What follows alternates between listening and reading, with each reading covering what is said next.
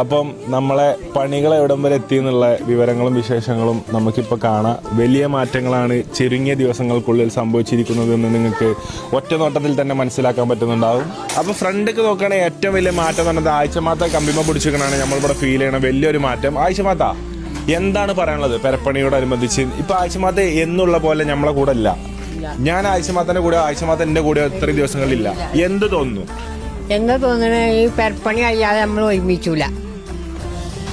പെരപ്പണി കഴിയാതെ ഒരുമിക്കാൻ പറ്റില്ല. അപ്പൊ പെരപ്പണി കഴിഞ്ഞിട്ട് നമുക്ക് ഒരുമിക്കാൻ പറ്റും. പക്ഷെ എന്നാലും ആഴ്ചയിൽ 2 ദിവസം 3 ദിവസം ആഴ്ചമാത്തം പേര് പോലെ തന്നെ ആഴ്ചയിൽ ആഴ്ചമാത്തം 2-3 ദിവസം മാറ്റി വെക്കുന്നുണ്ട് നമുക്ക് വേണ്ടിട്ട്.